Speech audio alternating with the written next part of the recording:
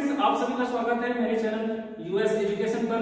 जैसे कि मैंने कहा था कि कुछ प्रैक्टिकल जो मैं आपको लाइव करके दिखाऊंगा कि प्रैक्टिकल होता क्या है, और आज हम बात करेंगे साइकोलॉजी प्रैक्टिकल के बारे में। साइकोलॉजी के प्रैक्टिकल का क्या इंपॉर्टेंस है, इसका क्या महत्व है, इन सारी चीजों के बारे में हम देखने वाले हैं। तो आज हम जो प्रैक्टिकल करने वाले हैं बोध विस्तार, स्पेन ऑफ अटेंशन या अवधान विस्तार कहा जाता है। सबसे पहले तो मैं ऑपरेटर्स को आपको दिखा दूं, थोड़ा सा ऑपरेटर्स दिखाना। ये ऑपरेटर्स आप एक बार देख सकते हैं कि ऑपरेटर्स में क्या होता है। एक खिड़की यहाँ पर बना हुआ है रेक्टेंगल शेप में, ठीक है। पीछे आप देख पा रहे हैं एक धातु का एक बना पर्दा लगा हुआ है, खिड़की है ना, ये नीचे गिरता है। आप हम देखें, इसको पूरा दिखा दो इधर से। यहाँ पर एक ग्लास लगा हुआ है, आप देख पाएंगे, और ग्लास के बीचों बीच हम क्या करेंगे, कार्ड डालेंगे। तो यहाँ से कार्ड जो डालेंगे ये खिड़की से, इधर से दिखा दो, ये खिड़की से हमको दिखाई देगा। तो हम यहाँ पर ये प्रयोग करने वाले हैं। इस प्रयोग के लिए हमको क्या क्या चीजों की आवश्यकता होती है तो ये देखेंगे। और हमारे पास कुछ बीएड के प्रशिक्षणार्थी हैं, तो इनके साथ हम ये प्रयोग करने वाले हैं। तो सबसे पहले हमारे पास क्या होनी चाहिए, आवश्यक सामग्री के रूप में हमारे पास टेचिस्टोस्कोप होना चाहिए, ठीक है। ये दो टाइप के टेचिस्टोस्कोप होता है। एक तो हमारे पास क्या है, एक ये इलेक्ट्रॉनिक नहीं है, इलेक्ट्रॉनिक और होता है। यहाँ पर हम क्या कौन सा वाला लकड़ी का जो बना होता है ना, उस टाइप के हम फॉलिंग डोर टाइप हम टेचिस्टोस्कोप का यहाँ पर उपयोग कर रहे हैं, ठीक है। तो सबसे पहले हमारा एक रहता है, ये हमारा टेचिस्टोस्कोप हो गया। हमारे पास क्या होना चाहिए, कार्ड होना चाहिए। यहाँ पर हम क्या करेंगे, मीनिंगलेस एवं मीनिंगफुल हम कार्ड यहाँ पर शो करेंगे। और जो हमारे प्रयोग जो होते हैं, तो यहाँ पर हमारे पास छोटे बच्चे तो अभी नहीं है, तो जो एक बीएड ट्रेनी है उन्हीं को हम प्रयोजक के रूप में ले रहे हैं, और एक हमारे पास बीएड ट्रेनी जो प्रयोगकर्ता के रूप में यहाँ पर खड़े हुए हैं, ठीक है। तो यहाँ पर थोड़ा कार्ड दिखा दो अंदर। ये आपके पद जो लिखा है यहाँ पर मीनिंगलेस, और इसी में हम बात करें यहाँ पर मीनिंगफुल। तो सबसे पहले हम 2 अक्षर वाले शब्द देखेंगे, उसके बाद हम 3 अक्षर वाले शब्द देखेंगे। और यहाँ पर हमको कुछ सावधानियां भी रखनी होती है, और इस सब हम प्रयोग को करते हैं तो कुछ सावधानियां भी हमको रखनी होती हैं। और इसके शैक्षिक उपयोग के बारे में तो हम जानेंगे ही इसके बाद में। तो सबसे पहले हम प्रैक्टिकल यहाँ पर स्टार्ट करेंगे। ये हमारे प्रयोग यहाँ पर बैठे हुए हैं और एक प्रयोगकर्ता यहाँ पर है ना। तो सबसे पहले प्रयोगकर्ता द्वारा क्या किया जाता है, इस कार्ड को यहाँ पर इधर दिखा दो। जैसे कार्ड को क्या किया जाएगा, यहाँ पर सबसे पहले हमारा काम रहता है, तो सावधानियां भी हम कुछ जो चीजें हैं सावधानियों के बारे में बात करें, तो ऐसी जगह हम इसको अरेंज करें जहां पर समुचित प्रकाश की व्यवस्था होनी चाहिए। यहाँ पे आ जाओ। दूसरा कि जो प्रयोग जब बैठी हुई है, तो ये जो खिड़की दिख रहा है यहाँ का टेचिस्टोस्कोप का, तो इसके आंख के समानांतर होना चाहिए। ये प्रॉपर इनको क्या होना चाहिए, दिखाई देना चाहिए। और ये जो हम इसको जब अरेंज करते हैं तो ये हिलना नहीं चाहिए। इस टाइप का हम क्या करेंगे, अरेंज करेंगे। ये सावधानी होती है। दूसरा और सावधानी की बात करें, ये जो भी कार्ड में जो चीजें लिखी हुई है ना, कार्ड में जो भी चीजें यहाँ पे लिखी हुई हैं, इसको हम प्रयोजक को नहीं बताएंगे। कारण यही होता है कि यहाँ पर हम क्या जानना चाह रहे हैं कि प्रयोजक का ध्यान कितना केंद्रित है। अब हम बात करें ध्यान केंद्रित के बारे में, तो इसको परिभाषित अगर हम करना चाहें तो किसी दूसरी वस्तु के बजाय एक ही वस्तु पर ध्यान केंद्रित करना, या कहना चाहिए कि जैसे मैंने यहाँ पर दिखाया आपको 2 कार्ड दिखाया, तो 2 कार्ड को अगर मैं एक साथ दिखाता हूँ तो यहाँ पर दोनों कार्ड पे मेरा ध्यान केंद्रित नहीं हो पाएगा, है ना।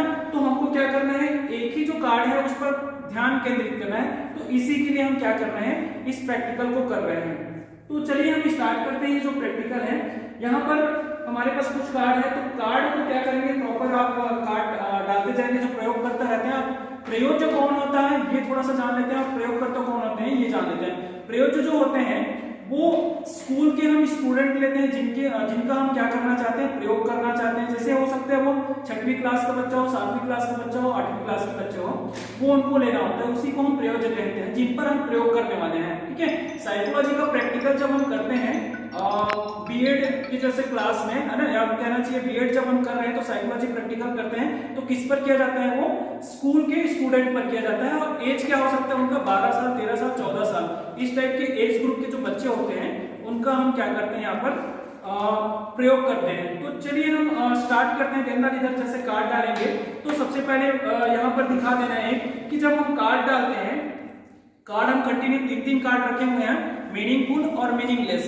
जैसे दो शब्द, जैसे कहना चाहिए दो अक्षर वाले शब्द, उसके तीन कार्ड हैं। फिर तीन अक्षर वाले जो शब्द हैं उसके तीन कार्ड हैं। उसके बाद चार अक्षर वाले जो शब्द हैं उसके तीन कार्ड, इस प्रकार से होगा।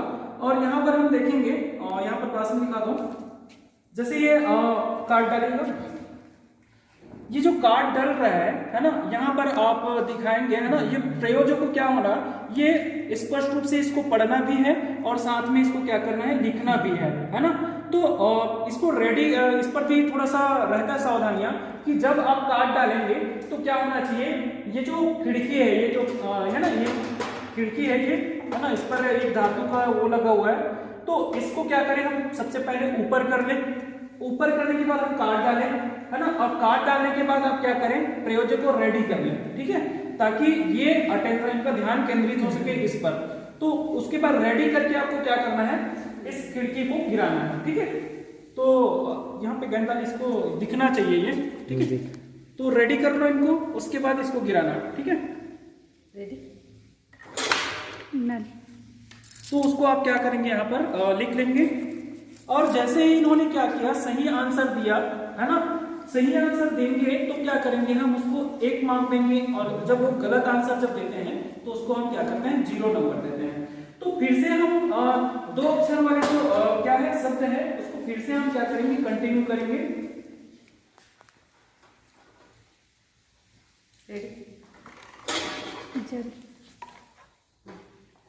तो यहाँ पर भी इन्होंने सही आंसर दिया, तो हम यहाँ पर भी हम क्या करेंगे, 1 मार्क देंगे। और मैं आपको इसका जो रीडिंग है वो भी मैं आपको दिखाऊंगा कि कैसे हम रीडिंग लेते हैं और कैसे हम उसका औसत निकाल के, या कहना चाहिए मीनिंगलेस और मीनिंगफुल का क्या रिजल्ट आता है, और ये प्रयोग हम किस लिए करते हैं, इसका शैक्षिक उपयोग क्या होता है, नेक्स्ट करते जाएंगे।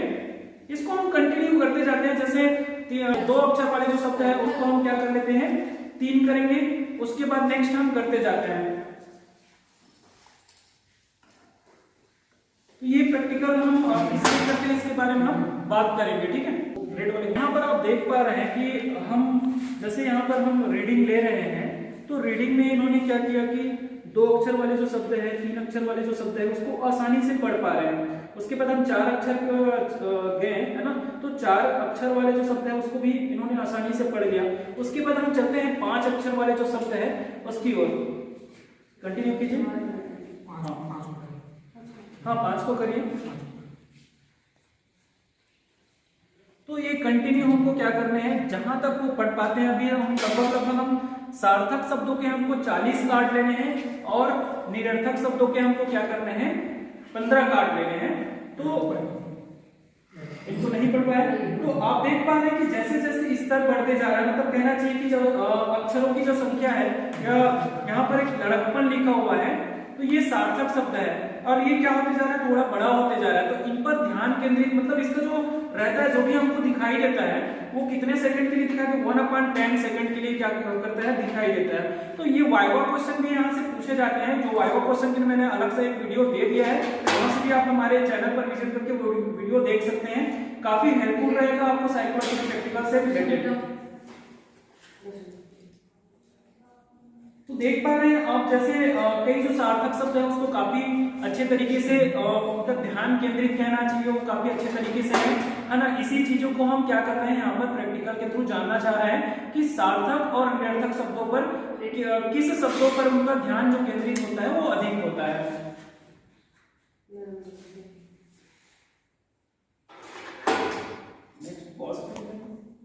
कि हम लगभग 40 कार्ड हम लेते हैं और यहाँ पर जैसे एक मेन वो रहता है हमारा कि हमने देखे कि यहाँ पर गंदा, यहाँ पर दिखाना थोड़ा सा कि देखिए कि इन्होंने क्या किया, 2 अक्षर वाले जो शब्द हैं 3 अक्षर वाले को काफी आसानी से पढ़ लिया। और यहाँ पर हम देखते हैं टहल कर चल, नवरत्न धन और नवरत्न घर जो यहाँ पर लिखा हुआ है, तीनों को नहीं पढ़ पाए। जहां पर वो तीनों को नहीं पढ़ पाते हैं तो वहां पर हम क्या कर देते हैं, ये जो प्रक्रिया है हम वहीं पर रोक देते हैं। अब हम यहाँ पर अभी सार्थक शब्दों के लिए हैं, लेकिन हमको ये नहीं बताना है कि हम यहाँ पर जो प्रयोग जो होता है हमको ये नहीं बताना है कि हम सार्थक शब्दों का कर रहे हैं कि निरर्थक शब्दों का कर रहे हैं। अब हमने यहाँ पर देख लिया, जो भी हमने रीडिंग लिया है वो सार्थक शब्दों के लिए है, सेम यहाँ पर रीडिंग हमको लेना है निरर्थक शब्दों के लिए, तो वो भी हम प्रक्रिया करते हैं। और यहाँ पर सबसे पहली बात, क्योंकि मैंने पहले भी कहा कि हमको प्रयोज्य जो बैठे हैं या बैठे हैं उनको हमको ये नहीं बताने हैं कि हम सार्थक शब्दों के लिए ले रहे हैं या निरर्थक शब्दों के लिए। तो हम अभी पुनः क्या करेंगे, हम निरर्थक शब्दों के लिए देखते हैं कि इनका ध्यान कितना केंद्रित है निरर्थक शब्दों के लिए। चलिए इसको दिखाना निम्न, जैसे निरर्थक शब्दों में आप कैसे कैसे कार्ड ले सकते हैं। चलिए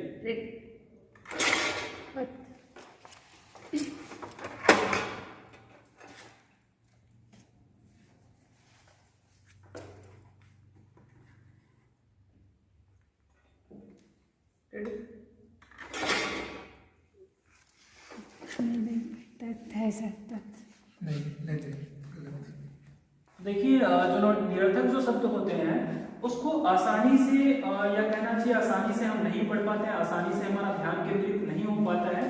तो यही चीजें हमको देखना है कि हम सार्थक शब्दों में हमारा ध्यान कितना केंद्रित होता है और निरर्थक शब्दों में ध्यान हमारा कितना केंद्रित होता है। इन्हीं सारी चीजों को हम देखेंगे और एक निष्कर्ष निकालेंगे। तो चलिए हम रीडिंग की बात कर रहे थे कि रीडिंग हम कैसे ले। तो निरर्थक के लिए यहाँ पर लिया हुआ है, यहाँ पर निरर्थक शब्द लिखे हुए जिसके कोई अर्थ नहीं होते हैं। तो जिसके कोई अर्थ नहीं होते हैं उसको पढ़ने में हमें काफ़ी परेशानियाँ होती हैं। और यहाँ पर आप देख पा रहे हैं जैसे हमने क्या किया है, जिसको पढ़ पाते हैं, जैसे दो अक्षर वाले जो शब्द हैं उसको पढ़ पाए हैं तो एक मार्क्स मिले हैं। तो एक मार्क्स का कितना एक नंबर होता है। तो 3 जैसे है यहाँ पे, तो 3 नंबर यहाँ पे मिला है। और कितने से भाग दे देंगे, औसत निकालेंगे तो 3 से भाग दे देंगे तो 1 हो जाएगा। यहाँ पर उसी प्रकार से हम इसके लिए भी देखते हैं 3 जो अक्षर वाले जो शब्द है उसके लिए भी बात करें तो यहाँ पर 2 पढ़ पाए हैं। तो 2 पढ़ पाए हैं मतलब 2 नंबर यहाँ पर मिलेगा, 1 और 1 2, और उससे 3 से क्या कर रहे हैं, भाग कर रहे हैं। अब समझने वाली जो बात है यहाँ पर यही है कि यहाँ पर ये समझने वाली बात यहाँ ये है कि हम क्या करते हैं कि इसमें हम क्या कर रहे हैं, देखिएगा ध्यान से यहाँ पर कि 2 नंबर है। अब 2 नंबर में हमको कितने नंबर देने हैं, 2/3 करेंगे तो एक्चुअली में 1 नहीं आता है। लेकिन कहा गया है कि अगर एक आंसर राइट होता है तो हम क्या कर सकते हैं, उसको 0.5 हम दे सकते हैं। ठीक है, तो 0.55 हम करें तो क्या हो जाता है, 1 हो जाता है। तो यहाँ पर भी हम क्या नहीं करें, दशमलव में जैसे आ रहा है तो 0.66 होगा। तो उस प्रकार से ना करके हम क्या कर रहे हैं, यहाँ पर 1 दे रहे हैं। अब टोटल हम करें इसको तो ये 3.5 होता है। ये किसके लिए है, किसका मान है, निरर्थक शब्दों के लिए। औसत निकाले। उसी प्रकार से सार्थक शब्दों में आप देख पा रहे हैं कि 1 मार्क्स हमने दिए हैं और उसके बाद औसत निकाल दिए। तो टोटल हम करने पर पाते हैं कि लगभग यहाँ पर 4.5 आया हुआ है। तो आप देख पा रहे हैं कि सार्थक शब्दों की जो वैल्यू है उसको जैसे हमने पढ़े हैं तो उसकी वैल्यू ज़्यादा आ रही है और जो निरर्थक शब्दों की वैल्यू जो है वो कम आ रही है। तो यहाँ पर हम एक क्या कर सकते हैं, एक ग्राफ पेपर पर हम ये बनाकर बता सकते हैं, ऐसे लिख करके 1 2 3 4 5 इस टाइप का आप लिखेंगे। सार्थक के लिए लिखेंगे और यहाँ पर निरर्थक के लिए। तो सार्थक का कहाँ पर जा रहा है, 4.5 यहाँ पर जा रहा है और निरर्थक का आप बनाएंगे तो लगभग 3.5 यहाँ पर आ रहा है। तो देखेंगे कि यहाँ पर डिफरेंस आपको समझ में आ रहा है कि जो मीनिंगफुल जो वर्ड होते हैं उसको हम काफ़ी आसानी से हमारा ध्यान केंद्रित रहता है और जो मीनिंगलेस होता है उस पर ध्यान केंद्रित हमारा नहीं होता है। तो इसके लिए मैं और कुछ चीज़ें मैं अभी बताने वाला हूँ। पर देखें कि हमने एक ग्राफ बनाकर भी देखें तो एक हाइपोथेसिस होता है, हमारी एक परिकल्पना होती है। प्रयोग से पहले हमारी एक परिकल्पना होती है कि हम यह जानते हैं कि सार्थक जो शब्द होते हैं या मीनिंगफुल वर्ड जो होते हैं उसको हम ज़्यादा से ज़्यादा पढ़ पाते हैं और मीनिंगलेस जो वर्ड होते हैं उसको ज़्यादा से ज़्यादा हम नहीं पढ़ पाते हैं। तो इस प्रकार से जो हमारे हाइपोथेसिस या परिकल्पना है वो सार्थक सिद्ध होता है। और हम बात करें इस टैचिस्टोस्कोप के निर्माण के बारे में तो हिलिप और डोज ने इसका निर्माण किया है और सबसे प्रथम इसका जो प्रयोग है कैटिल ने किया हुआ है। 1885-86 में क्या किया है, कैटिल ने इसका प्रयोग किया है। और हम बात करें इसके निर्माण के बारे में तो इसके निर्माण के बारे में सर हैमिल्टन ने सबसे पहले इसके बारे में सोचा था। ठीक है, और ऐसे जो क्वेश्चन है जो यहाँ से पूछे जाते हैं आपको सारी चीजें हमारे वीडियो में आपको अवेलेबल हो जाएंगे। आप पहले का वीडियो हमारा देख सकते हैं, उसमें काफी सारे वाइवा क्वेश्चन वहां पर डले हुए हैं तो वो काफी हेल्पफुल होगा। अब हम बात करें इसकी विवेचना की और इसके शैक्षिक उपयोग की तो विवेचना यही है, विवेचना में हम यही कह सकते हैं कि जो बच्चे होते हैं वो सार्थक शब्दों को ज्यादा आसानी से पढ़ पाते हैं और जो निरर्थक शब्द है उसको आसानी से नहीं पढ़ पाते हैं। इस प्रकार से जो हमारा जो परिकल्पना है या जो हमारा हाइपोथेसिस है वो सही होता है। ठीक है, आगे हम बात करें इसके शैक्षणिक उपयोग की, तो शैक्षणिक उपयोग यही है कि हमको बच्चे के बारे में पता चल जाता है कि वो कितना सार्थक शब्दों को और निरर्थक शब्दों को पढ़ पाता है। तो उससे हम क्या कर सकते हैं कि जो छोटे बालक है उसके ध्यान का विस्तार कम होता है ना। इसके कारण से उनके पाठ्य पुस्तक में सरल तथा छोटे शब्दों को हम क्या करें, इंक्लूड करें। दूसरा हम बोल सकते हैं कि छात्रों के बोध विस्तार में भिन्नता के आधार पर हम क्या कर सकते हैं, उसको या उसको पढ़ाया जा सकता है उसके आधार पर। और बात करें कि जैसे हम कक्षा में जैसे एक ही चीजों के बारे में हम बात करें, दो डिफरेंट, जैसे मैंने बात करूं यहाँ पर 2 मोबाइल के बारे में बात करूं, है ना, तो मैंने दोनों का स्पेसिफिकेशन बताया, दोनों का स्पेसिफिकेशन ये बता रहा हूं, तो एक साथ जैसे मैं बताना चाहूंगा तो वो ध्यान केंद्रित नहीं कर पाएगा। तो इसी प्रकार से हम जब भी बात करें तो एक ही चीजों के बारे में बात करें, एक ही टॉपिक के बारे में बात करें, अदर टॉपिक के बारे में ना बात करें, है ना। तो ये अगर दोनों टॉपिक के बारे में अगर बात करते हैं तो दोनों पे उनका ध्यान केंद्रित नहीं हो पाएगा और दोनों को वो सीख नहीं पाएगा। इसलिए हम पहले इसको बताएं उसके बाद इसको बताएं। तो ये चीजें हैं यहाँ पर, ये शैक्षणिक उपयोग में इसको आप ले सकते हो। तो चलिए, आपको ये वीडियो आपको कैसा लगा ये आप हमें कमेंट कर और लाइक कर बताइएगा, ताकि हम ऐसे ही आप तक अपडेटेड वीडियो लेकर आते रहें, ऐसी नॉलेजेबल वीडियो आप तक पहुंचाते रहें। Thank you.